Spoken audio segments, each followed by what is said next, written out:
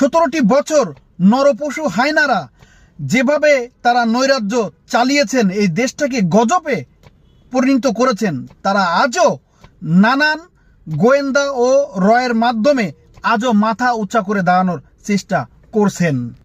ও doctor Yunus স্যারকে কিভাবে বাস দিবে সেই চেষ্টায় আছেন। তাদেরকে বলতে চাচ্ছি, কোনো লাভ নাই।